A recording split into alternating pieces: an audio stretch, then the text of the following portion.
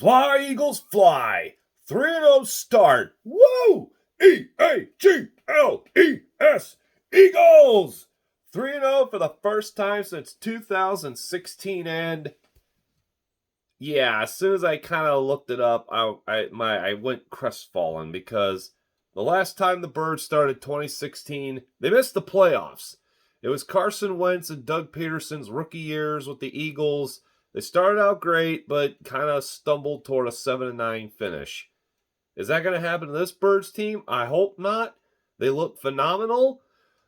But after week 3 and all the crazy stuff that happened, that's pro football. You never know. Any given Sunday. By the way, check out the shirt I'm wearing. It's Star Wars, but with a twist. Philadelphia Eagles. Does that mean that the Eagles are the foreseeable future evil empire? I hope not.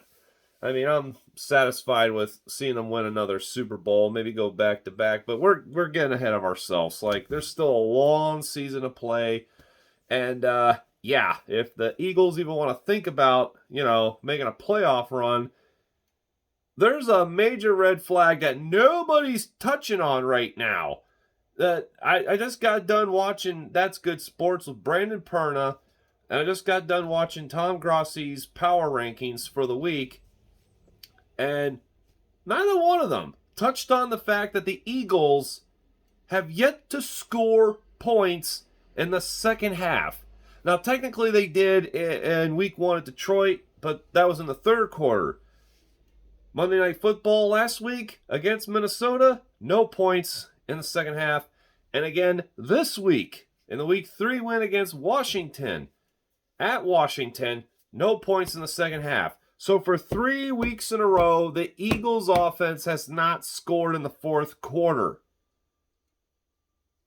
Am I the only Eagles fan that's skeptic about this 3-0 start? Am I the only Eagles fan that's still worried that this eventually is going to come back to bite them? I mean, come on, you can't just put all your cards on the table in the first half and then just, kind of wing it for the second half. I mean, the defense is playing lights out, and that's pretty much been the winning formula for the past 2 weeks. The offense does all the work in the first half, and then the defense takes over in the second half. Although this past week in Washington, I'd say the defense was effective from start to finish. I mean, oh my God, that pass rush just kicked Carson's ass. I mean, I'm sure he still has birds in his nightmares right now. I mean, wow, just the way they dominated that game. And even though Washington tried to get back in it there, started to kind of drive the ball late in the game, but I guess you could say that was technically garbage time. But you know what? Even I know better. It's anything crazy could happen. A 24-point lead is not sacred. Just ask the Atlanta Falcons. They had a 25-point lead that they can never let down. So yeah, I know it was Carson Wentz. I know it was Washington. That didn't matter to me. They're a division foe. Crazy things have happened. But thankfully, the defense played strong start to finish. And they put the stamp on this game. Brandon Graham, oh my God, I love Brandon Graham. He's probably my favorite player on the team right now. Hurtz is working his way up there. But as of right now, Graham, going back to the Chip Kelly era, has been like one of my favorite players on this team. He made his presence felt.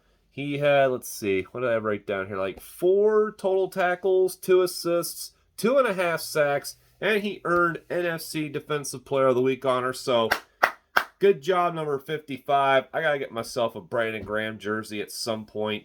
I just got to figure if I want the green, the white, or the black. I'm trying to make up my mind on that one. I'm heavily leaning toward black. I have yet to get myself an Eagles black game day jersey. One of these days, I'll save the money up to get it. But, yeah, the offense, what can you say? Jalen Hurtz is playing out of his freaking mind right now. I mean, he was 22 of 35, over 340 yards through the air, 9 rushes, 20 yards on the ground, and 3 total touchdowns. And again, he spread the ball around this week, which is awesome to see. Devontae Smith is everyone thought A.J. Brown was supposed to be his go-to guy, but now Devontae Smith is kind of taking over that role, which is a good thing. So, he can throw to Smith. Smith, oh, God, that one catch was phenomenal, but when he came down his back and was a little shooken up, tell me, like, all us Eagles fans weren't just like, no! But thankfully, he's okay. Goddard got his first touchdown of the season. That helped me out in fantasy, so an overall good win for the Birds. A great start to the season. But again, I would like to see the offense save a little something for the second half. Now, just don't burn yourself. Don't put the pedal to the metal and dominate the first half of the race and then just go into cruise control. I mean, I get your defense is great, but still, I just don't see them being able to win big games down the stretch if the offense can't help the defense out and maybe put up a few more points. They can still drive the ball, that's no issue, but they putter out when they get near the red zone. I must be the only Eagles fan that is still skeptic to this point. Then again, maybe I'm not. I mean, we're Eagles fans. We know our team, and we know better than to get our hopes up with a whole season still to go yet. 3-0 is great, but you know what?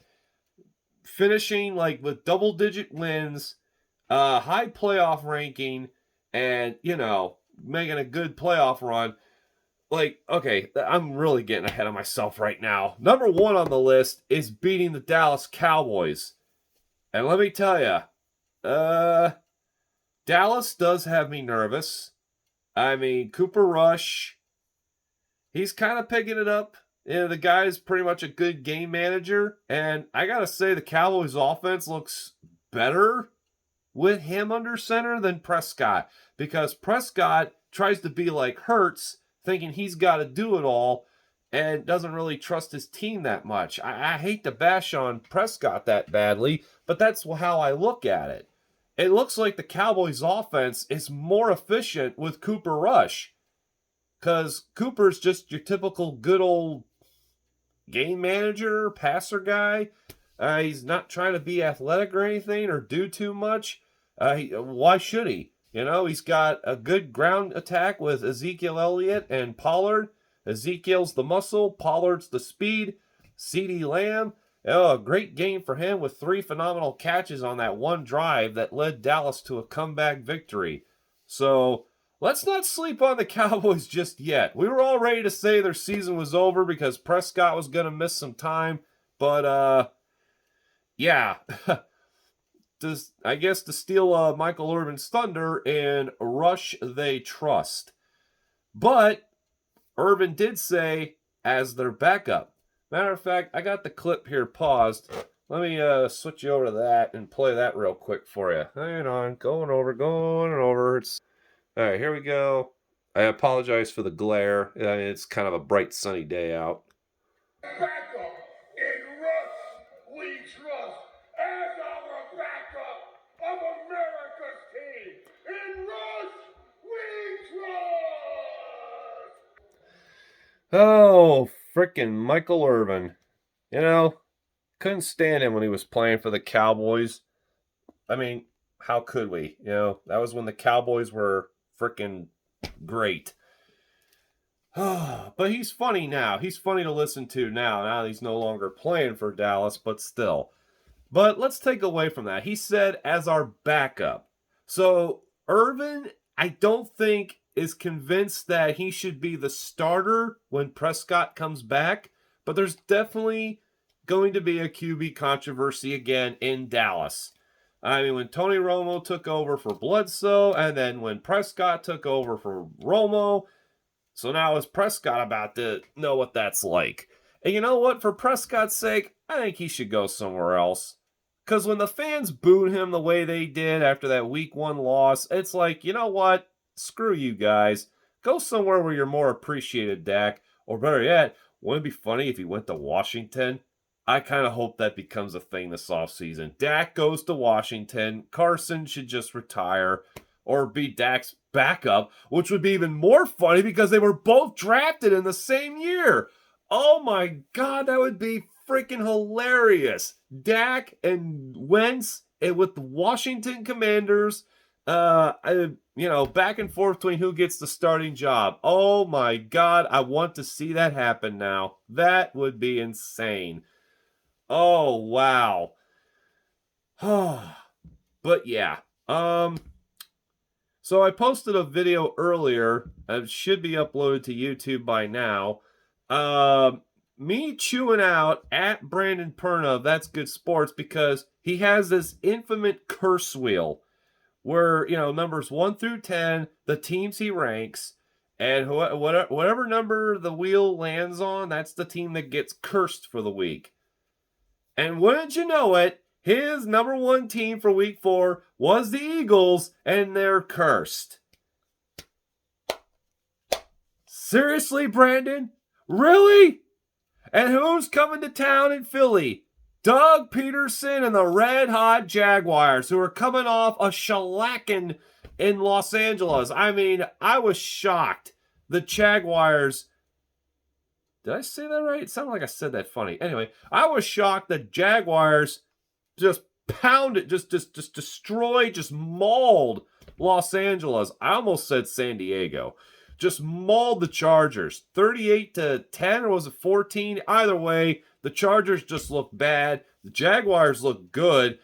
I even picked up their running back, whose name escapes me now. Son of a gun. Should have wrote it down. He's now on my fantasy team. Oh my god, is it James Robinson? Jalen Robinson? It's a Robinson of something. The Robinson family. Anyway, Swiss Family Robinson. But anyway, so great. The Eagles are cursed thanks to at Brandon Perna. And here comes Dougie P back to Philadelphia. I hope the fans don't boo him. I hope they at least give him a little bit of an ovation for the work him and his crew did back in 2017, delivering the first Super Bowl championship to Philadelphia. So I hope Dougie does get somewhat of an ovation. But that's it. Like, I really hope the Eagles keep playing their A game. They better play their A game. The Jaguars are not to be taken lightly. They are definitely the team to beat in the AFC South. It's not saying much because that division sucks. That division's red-hot garbage. I mean, the Texans lost to the Bears in an ugly close game. The Titans nearly blew it to the lowly Raiders. So the Titans got their first win of the year. Whoop-de-doo for you guys. You almost blew it again. And the Colts. Oh, yeah, the Colts upset the Chiefs. What the hell's that about? What is it, Kansas City? Why do the Chiefs have so much trouble with the Colts? I mean, I'm not too familiar with the regular season matchup record, but in the playoffs, you've only beaten the Colts 1 time. Like, even at your best and at the Colts' worst, the Colts have your number. I don't get it. How the hell do the Chiefs lose to a team like the Colts any given Sunday? But don't let it go to your head, Indianapolis, because you guys still stink. Chiefs, this is definitely a good loss because it's definitely the kind of loss to get your head out of your ass and get back to playing the dominant kind of football you know you're capable of. Speaking of a good loss, that will definitely help a team kind of come back down to earth and what's the word I'm looking for? Come back down to earth and, well, basically, get back in sync. The Buffalo Bills. The Bills and Dolphins game lived up to the hype. It was a close, down-to-the-wire game. I'm like, this had to be the first time a Bills-Dolphins game was this hype since the 90s. It's crazy. Since the Jim Kelly, Dan Marino days. Now we have Tua versus Allen. And, both quarterbacks kind of got dinged up in this game. In fact, it was the kind of rough and tough game that even old school football fans would have loved to have seen. Because Tua had to leave the game for a concussion protocol, but he's okay, thankfully. Allen had to leave the game because his one hand got dinged up, but he's okay, thankfully. I heard the Bills had some other key injuries. Not quite sure who, though. But, of course, this game is infamous now for the butt punt.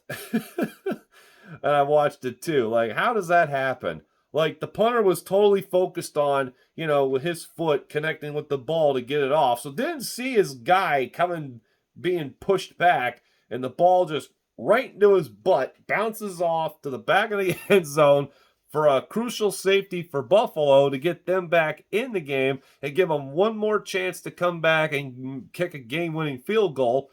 But they blew it. The Bills' clock management is something of concern because I forget who was it that didn't get out of bounds in time. He got tackled in bounds, the clock kept running, and Buffalo couldn't get to the line to spike the ball in time. The clock ran out on them. Dolphins hang on for the win, and the Bills' offensive coordinator looks like me when watching the Eagles having a bad day, or I'm just having a bad day in general at work, or just, anytime anybody's having a real bad day, a guy just loses his shit, picks up his notes, is slamming the table and his tablet. We've all been there. And he said he will not apologize for his passion. I can respect that, but at the same time, I'm sure, behind closed doors, he was probably cursing himself out and felt like an idiot. Because anytime anybody loses their cool like that, you later regret it because you're like, man, I'm a real jackass out of myself. But it was still a good game. The Dolphins really made the Bills look mortal. So I think this is a good loss for Buffalo because this is the kind of loss that teaches you, hey, you're not untouchable. There are things you still need to work out to get better, and you'll see this team again. And this time it'll be in Buffalo. So you know the Bills will have that date marked down. So overall, a good win for the Miami Dolphins. They are for real. Coming back against the Ravens, beating the red-hot Bills. The Dolphins are freaking for real at 3-0. Hey, that's right. The Birds and the Finns are the only undefeated teams left in the NFL. One for the AFC, one for the NFC. Fly, Eagles, fly, and I guess swim, Dolphins, swim, if that's a thing. Or what do they say? Fins up? Something like that. So, let's try to imagine that. An Eagles-Dolphins Super Bowl. Never happened before. It would be interesting. We'd have two quarterbacks where number one, both athletically phenomenal. I think it would be an awesome game. But, again, that is getting way ahead of ourselves. I don't want to butter my team up too much because now they got to overcome this dumb curse thanks to Brandon Perna. And here come the Jaguars. The red-hot freaking Jaguars. On paper, and I believe in my gut, the Eagles should win this game as long as they play to their strength. And if the offense could score some points in the second half, and the same defense shows up that's been playing for the last 3 weeks, the Eagles should win this game hands down. I don't like to say it'll be a blowout, but if the Eagles play to their strengths, but here's another area of concern. I hear the Jaguars are pretty good at slowing down the run. That's about the only thing that was another red flag in Washington. The Eagles really couldn't get the ground game going, so kudos to the Commanders for being able to keep the run game in check. Miles Sanders had the most yards on the ground at 46, Jalen Hurtz behind him at 20. So let's hope they can get that rushing attack going again because that'll also be crucial down the road. And, well, the curse does have a bit of a lag, so if it doesn't hit the Eagles this week, may hit them next week when they go to Arizona to play the freaking Cardinals, who are struggling, aren't that very good. They're kind of out of sync. But when it comes to playing Philadelphia, they'll get their shit together. For whatever reason, when it comes to playing Jacksonville, Arizona, no matter how bad they are, they'll always give the Eagles fits. So, man. So, I think that's all I got. I mean, as an Eagles fan right now, you gotta love it. A 3-0 start. Jalen Hurtz is phenomenal, as is the entire team. I hope Brandon Graham keeps healthy, keeps doing what he's doing. Nick Sirianni, you got a good thing going here, man. You and your staff, keep it up. Don't, let your foot off the pedal. Don't overthink it. Just keep playing to your strengths. And then again, figure out how to score in the second half. Crucial. And don't everybody count Dallas out yet, because Yeah, I mean, their defense, too. They got a good defense. They got the type of defense that could slow down this Eagles offense, both the ground and through the air. So let's keep that in perspective. All right. Well, I think that's going to about do it for me. Let's hope the Eagles keep flying high because the Phillies, I don't know what's happening to them. Whatever magic they had, I think they just lost it. And they could have picked a worse time to lose it. They just lost 3 in a row now. Lost their last 2 home games to the damn division rival Braves. So that series split 2-2. And they just dropped game 1 in Chicago. But the Phillies may still squeak into the playoffs because apparently the Brewers don't want to get in that badly. So, I don't know. I can't even begin to go into all the baseball stuff because that's just over my head. Like, me, it's mainly football. But that doesn't mean I still don't follow the other Philadelphia sport teams. So, yeah, I don't know what happened to the Phillies. They lost their damn mojo, and boy, did they pick a worse time to do it. The Phillies are playing the Mets card this year. Is that right for me to say? Preseason hockey's underway, but whoop-de-doo, it's preseason. I don't care. And pretty soon we'll have preseason basketball. That's not already underway. But again, preseason. You know, we talk about preseason, man. Who talks about preseason? But okay. Let's go, Birds. Let's go for a 4-0 start. Play to your strengths.